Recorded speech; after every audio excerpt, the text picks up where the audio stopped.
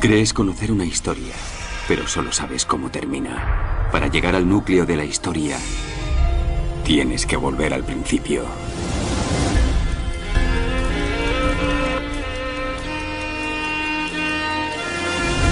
Un amigo suscriptor atanasiano me escribe y me acusa de deshonestidad bíblica e histórica diciendo que soy un gran manipulador bíblico. Quizás sea por eso, amigo suscriptor, que tu secta prohibiese leer la Biblia en lenguajes comunes para que esto no pasase, y los papas infalibles dijesen que traducirla al lenguaje común sería como tirar perlas a los cerdos, en este caso sus súbditos católicos. Esto le pasó, por ejemplo, al duque de Bohemia Bratislao cuando le pidió permiso en 1079 al papa Gregorio VII para realizar los oficios religiosos en eslavo. Este le respondió: «Nos es imposible acceder a vuestra demanda. Dios ha querido que la Sagrada Escritura fuese oscura en muchos lugares, para que, siendo sobrado, sencilla y clara, no suministrase motivo de error a espíritus vulgares presuntuosos, que los espíritus vulgares no deben tener acceso a las Escrituras». En 1199 el Papa Inocencio III calificó de herejes a quienes osaran traducir la Biblia al francés y discutirla entre ellos, y les aplicó estas palabras de Jesús: «No le den lo santo a los perros, ni tiren sus perlas delante de los cerdos». ¿Qué pretendía el Papa con este argumento? Que ningún simple indocto, o sea, los católicos a los que llamo cerdos, presuma tocar a la sublimidad de la Escritura, ni predicarla a otros. Con relación al texto que usas para mostrar que Jesús tenía las dos naturalezas, Colosenses 2:9, y dejando de lado todo el contexto bíblico para tu conveniencia, cuestión que hace mucho tu secta, tienes que entender el contexto bíblico e histórico. Por ejemplo, la herejía gnóstica de que toda la materia es defectuosa planteaba dos posibilidades anticristianas. Primero, que el Hijo de Dios no vino en carne, por lo que no era realmente un ser humano con cuerpo de carne y huesos.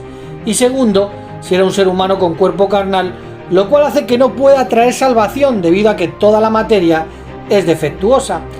Los apóstoles, quienes estaban conscientes de que las jóvenes congregaciones con poco conocimiento exacto estaban en peligro debido a esta herejía de la sabiduría del gnosticismo, pues incluso se decía que cuando caminaba Jesús no quedaban marcas de sus pisadas, queriendo dar evidencia de que no tenía realmente cuerpo físico. Incluso también se decía que en el caso de haber tenido realmente un cuerpo físico, este por ser materia sería defectuoso, y por lo tanto a los cristianos les faltaría algo para completarse en su salvación y su relación con Dios.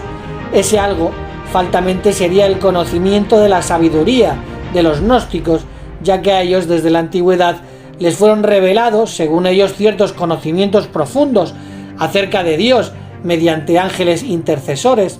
Debido a eso, estos filósofos hasta eran capaces de encontrar en el Antiguo Testamento aspectos y claves que estaban ocultos a la comprensión del lector común. Sin embargo, amigo atanasiano, ¿necesitaban los cristianos el conocimiento de la sabiduría y filosofía gnóstica?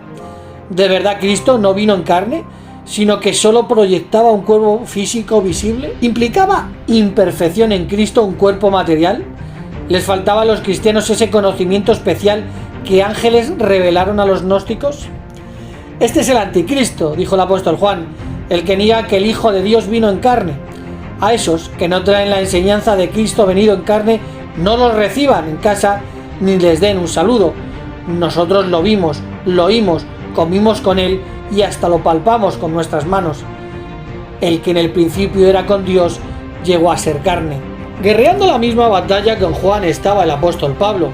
Pablo oraba para que la joven congregación de Colosas tenga conocimiento exacto y comprensión espiritual, y dice que mediante el Hijo de Dios tenemos la redención y el perdón por nuestros pecados, lo que significa que en Cristo los cristianos ya tienen plenamente todo lo que hace falta para la reconciliación con Dios. Por lo tanto, no necesitan ninguna sabiduría supuestamente revelada por ángeles, mucho menos si tomamos en cuenta que por medio de Cristo fueron creadas las cosas invisibles en los cielos, en este caso los ángeles. Entonces, ¿necesitamos algo de seres inferiores al primogénito de toda la creación? La respuesta es obvia y la podemos leer en Colosenses capítulo 1, 15 y 16. Por eso Pablo enfatiza que no se dejen persuadir por los que se plantean en que realmente tienen conocimiento revelado por ángeles, Colosenses 2:18. Cristo existe antes que los ángeles. Tenemos lo mejor, Colosenses 1:17. Que no necesitamos ninguna otra cosa que se ve en que Dios quiso e hizo que toda la plenitud de lo que se necesita para la salvación estuviera en Cristo, Colosenses 1:19. ¿Por qué necesitaríamos algo más si en Cristo está todo? ¿Acaso hay un conocimiento oculto otorgado por Dios mediante ángeles a los gnósticos y no en Cristo? Se puede comparar con Colosenses capítulo 2 versículos 3 y 4. ¿O es que de verdad la ley tiene un conocimiento oculto que solo pueden comprender los gnósticos y debemos dejar que nos guíen ellos y nos juzguen conforme a su conocimiento? Se puede comparar con Colosenses 2:14, 16 y del 20 al 23. ¿Y qué dijo Pablo sobre eso? De Cristo si no tenía un cuerpo real de carne. ¿Qué dijo sobre la supuesta deficiencia de Cristo en caso de tener cuerpo físico? Efectivamente, dijo Pablo, que la reconciliación se efectuó mediante el derramar a Cristo la sangre de su cuerpo físico, Colosenses 1, 20, 22. ¿Cómo pueden decir entonces que no vino en la carne con un cuerpo físico? Hasta su sangre derramó, así como han aceptado a Cristo. Así sigan y cuídense de la engañosa filosofía, Colosenses 2, del 6 al 8. Ahora en el versículo 9 y 10, porque en él reside corporalmente toda la plenitud de la naturaleza divina. Aquí los atanasianos gritan, tiene la naturaleza divina, tiene dos naturalezas. Sin embargo, seguimos leyendo, de modo que ustedes han conseguido la plenitud por medio de él, quien es la cabeza de todo gobierno y autoridad. Por lo tanto, ciertos cristianos también tendrían esa plenitud, y eso no quiere decir que fueran a ser Dios mismo o tener dos naturalezas. El debate entre Pablo y los gnósticos siempre fue sobre Cristo, pero el Cristo del madero, nunca sobre con qué tipo de cuerpo resucitó. Si alguien ignora el contexto de la época y el peligro gnóstico que Pablo está atacando, creer que por haber un verbo de tiempo presente en Colosenses 2:9 se está hablando del Cristo resucitado, no solo está pisoteando el problema y la solución del verdadero tema de la carta, sino que además no comprende que existen varias categorías de presente, entre ellas el presente histórico y el presente narrativo.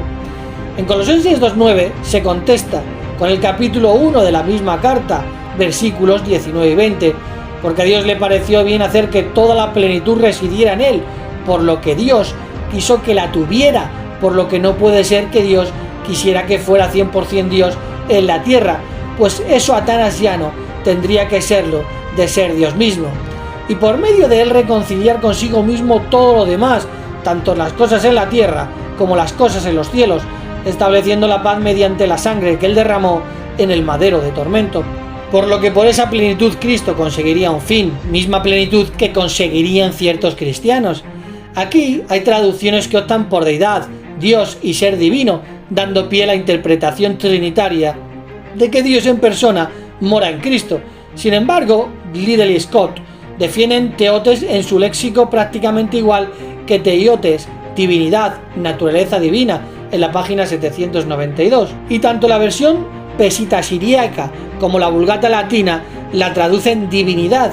Por consiguiente, es coherente y bien fundado traducir teotes en tanto cualidad, no personalidad. Un estudio del contexto de este pasaje permite apreciar que el que Cristo goce de divinidad o naturaleza divina no le hace igual al Dios Todopoderoso. En el capítulo anterior Pablo había dicho Dios tuvo a bien el que toda la plenitud morara en él. Por consiguiente, toda la plenitud mora en Cristo porque le agradó al Padre que así fuese, lo que significa que Cristo tiene la plenitud de la divinidad por decisión exclusiva de Dios Todopoderoso, Jehová. Además, en prueba de que dicha plenitud no le confiere a Cristo la misma identidad del Dios Todopoderoso, está el comentario que el propio Pablo hace un poco más adelante al decir Cristo está sentado a la diestra de Dios. Un último caso es el que se halla en 2 de Pedro, capítulo 1, versículos 3 y 4, donde el apóstol menciona que, en virtud de las preciosas y grandiosísimas promesas hechas a los fieles cristianos ungidos, podían llegar a ser participantes de la naturaleza divina, habiendo escapado de la corrupción que hay en el mundo por la lujuria. En las Escrituras se menciona con relativa frecuencia que los cristianos son partícipes con Cristo de sus sufrimientos, su muerte y su resurrección a vida inmortal. en cuerpo espiritual, para llegar a ser así coherederos suyos del reino celestial. Es evidente, pues, que los cristianos que participan de la naturaleza divina participan con Cristo en su gloria, por lo que Colosenses 2:9 no puede usarse en apoyo forzado para decir que Jesús era un 200%, una de las muchas ilógicas del mundo atanasiano.